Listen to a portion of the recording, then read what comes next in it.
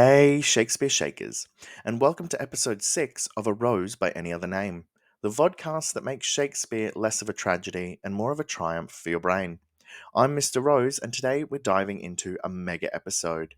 We're going to be looking at the Act 2 prologue, Act 2 Scene 1, and the legendary balcony scene in Act 2 Scene 2.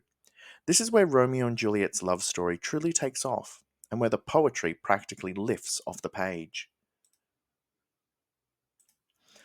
We begin with another chorus, that familiar voice delivering a tight Shakespearean sonnet. But this time, it's a noticeable shift in mood. Instead of tragedy and fate, like the prologue in Act 1, this sonnet highlights the transformative power of love. Romeo and Juliet are now fully in love, but their family's hatred threatens to keep them apart. And yet, we're told that love doesn't back down. Passion lends them power, time means to meet, tempering extremities with extreme sweet. This last line within that sonnet suggests that the intensity of their love gives them the energy and cunning to sneak around, to plan, to take risks, and to endure. Rather than predicting doom, this prologue builds suspense and hope. It reminds the audience that love, no matter how risky, can be brave, creative, and even defiant. It's like Shakespeare is saying, yes, we're still on that path to tragedy, but let's just slow down and enjoy the sweetness while it lasts. Act 2, Scene 1. This could be summed up in two words: Romeo vanishes. So fresh from the Capulet party, Romeo pulls a classic Romeo move.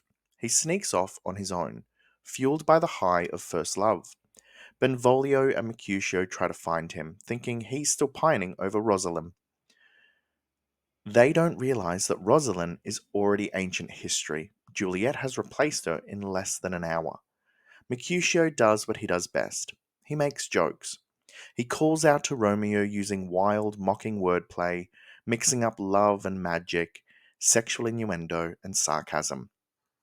He tries to lure Romeo back by teasing his obsession with Rosalind, but it doesn't work.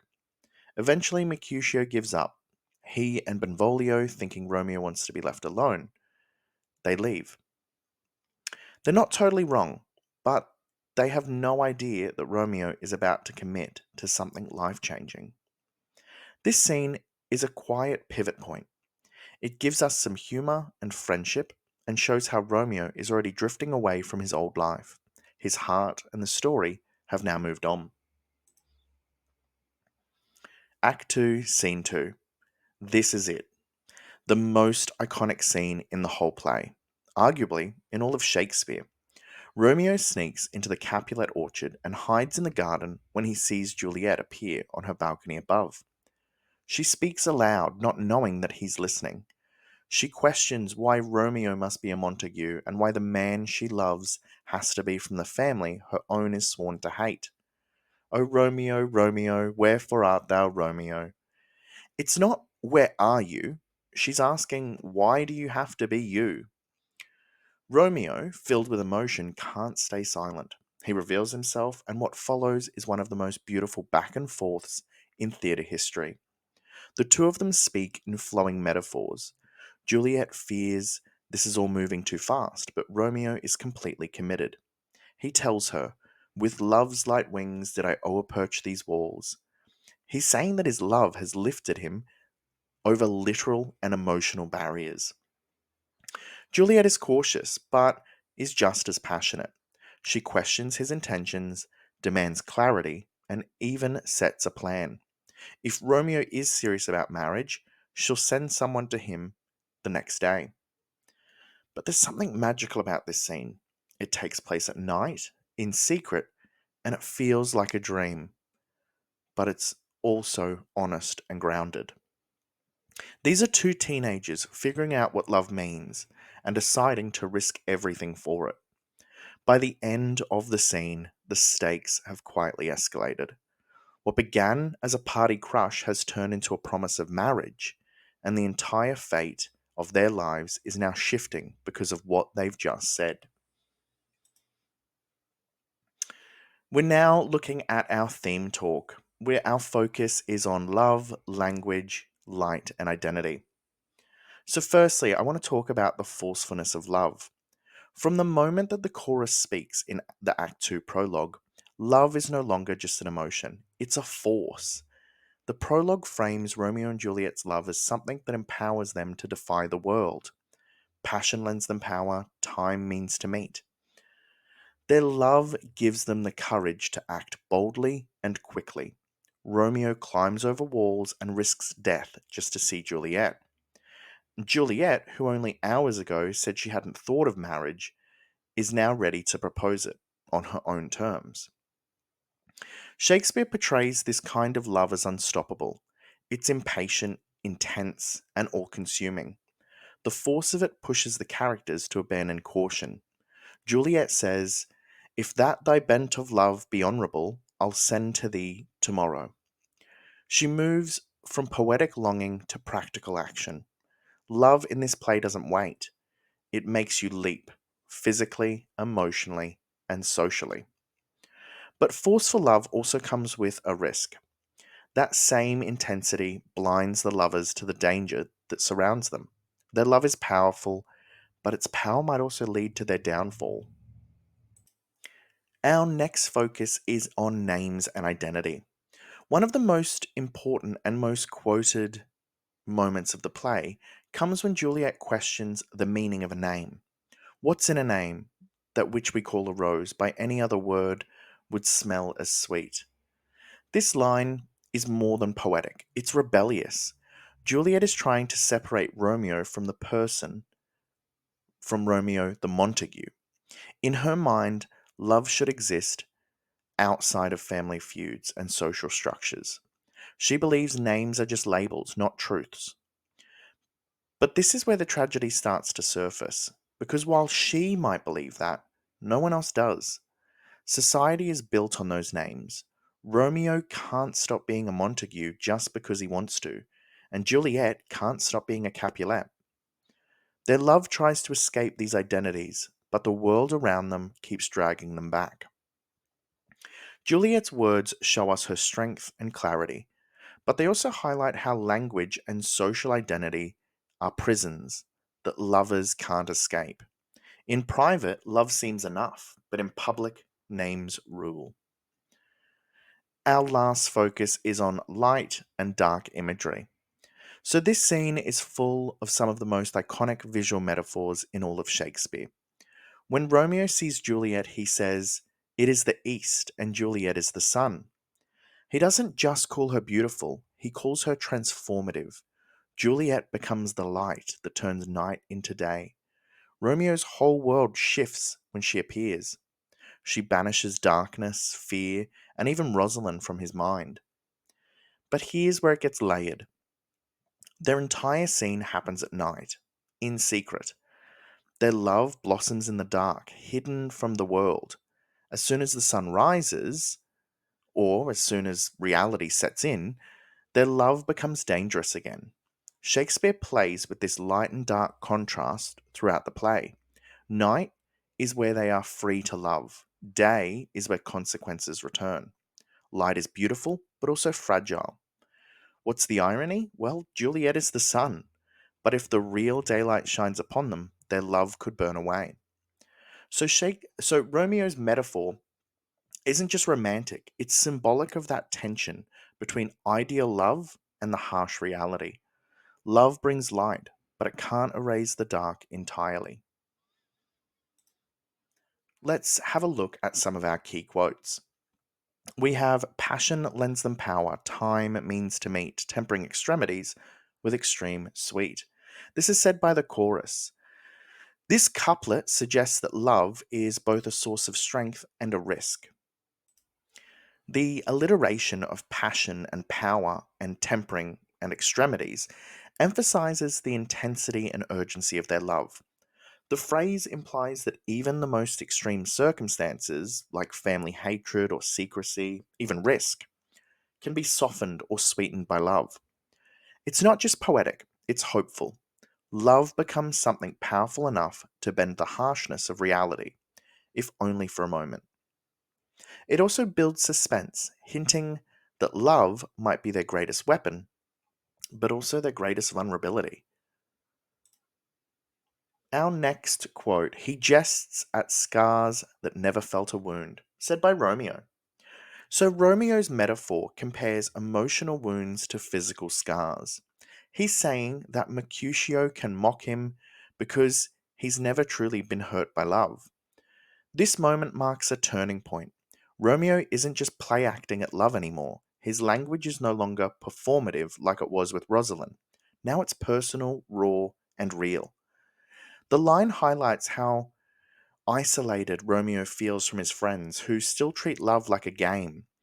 It also deepens the emotional weight of the balcony scene that follows. It's not about surface level attraction. He's wounded and he means it.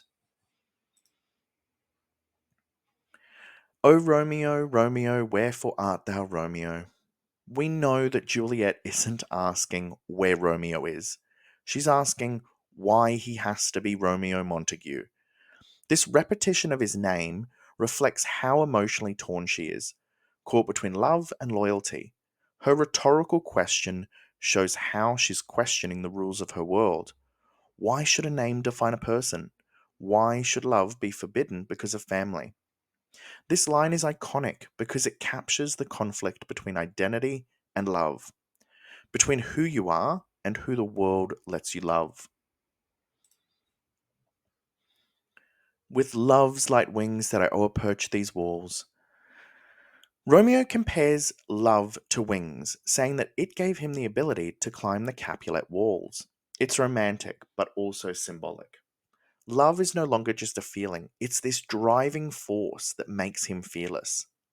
The metaphor shows how empowered he feels by Juliet's presence, but it also hints at his impulsiveness.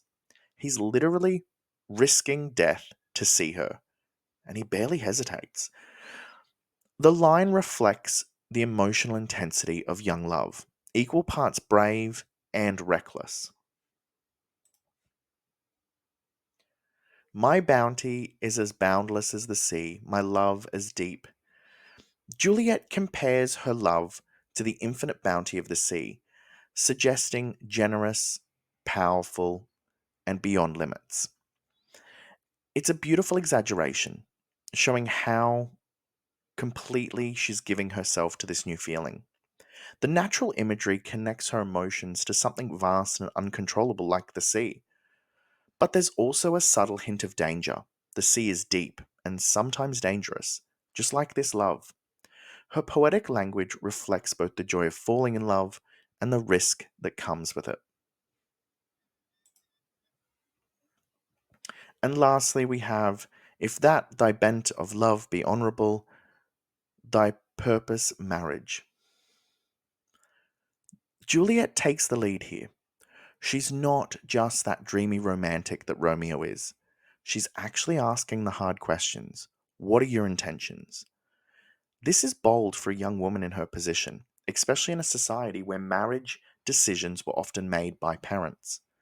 The line also foreshadows the rapid events to come.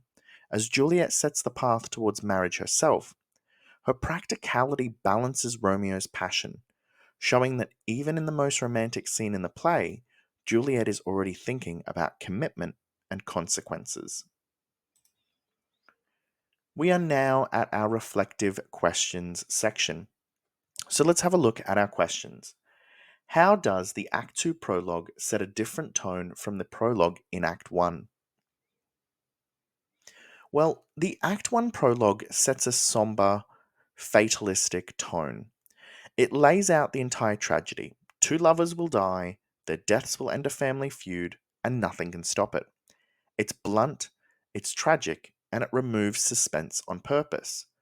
Romeo wants us to see the bigger forces at play. But the Act 2 prologue shifts the energy. Suddenly we're hearing about love as a source of power.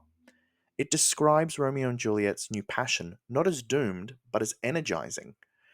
It's in that line, passion lends them power. This is hopeful. It suggests that love gives them the strength to challenge the hatred around them. The language here doesn't just tell us what's happening, it gets us emotionally involved. We're not just observing a tragedy from the outside anymore, we're feeling it unfold. It builds tension. not by focusing on fate, but by making us wonder, can love win, if only for a moment? This shift also reflects Romeo's growth. He's no longer moping about Rosalind. He's acting. He's climbing walls. He's pursuing real love. The tone change tells us that Act 2 is the high point in the emotional arc before the fall. Our next question: what does Juliet's "What's in a Name" speech reveal about the role of language and identity in the play? Well, we know that Juliet's speech is one of the most powerful moments in the play, not because it's grand, but because it's so deeply personal. She's trying to separate Romeo's identity from his last name, to detach love from family loyalty. By saying, "that which we call a rose by any other word would smell as sweet," she argues that names are meaningless labels. They don't define the person underneath. She's trying to rewrite the rules of her world with logic, honesty, and love. But here is that catch. Society doesn't agree with her. For the Capulets and Montagues, a name is everything. It brings honor, status, and duty. Juliet's view is radical, it's romantic, but it's also isolated. Her speech shows us how language holds power in the play. Names, words, and even poetry all shape relationships. And yet Romeo and Juliet are trying to break free of that structure. They use the language of love to create their own little world in the garden where names don't matter. But that world is fragile. The moment daylight hits, the names return and the conflict within them. This speech gives us one big question: can love exist outside the rules of society, or is it always bound by them? Our last question: why is the balcony scene so important in Romeo and Juliet? We know that it's not just iconic, it's everything. The balcony scene is where we move from infatuation to intimacy. It's where Romeo and Juliet stop being characters in a story and start becoming people we care about. They speak honestly, they're vulnerable. Romeo listens, and Juliet, despite her earlier shyness, takes control of the conversation. They're not just flirting, they're risking everything to say how they feel. And the poetry elevates this. Romeo calls Juliet the sun, saying that her light outshines the moon. Juliet worries that she's too quickly won, but still asks for a vow. They build their own little world with love as the only rule. But what makes this scene truly important is how it deepens the tragedy. The moment is so beautiful, so filled with hope, that it makes what comes next harder to watch. We don't just know what they're risking, we feel it. Their love is so pure and passionate, but it's happening in the wrong world. The balcony scene is an emotional heartbeat of the play. It captures the intensity of the first love, the courage of young hearts, and the beauty of dreaming right before reality sets in. And just like that, it is a wrap on episode 6 of A Rose by Any Other Name. We've had secret gardens, poetic promises, and names that carry too much weight. Love has arrived, but so has risk. Next time, we'll be focusing on Act 2, Scene 3, and beyond. We'll meet Friar Lawrence, part monk, part herbalist, part wedding planner, and dive into the moment that Romeo decides to make things very, very official. Until then, make sure you speak with passion, love without limits, and maybe don't propose marriage from under someone's balcony. See you later.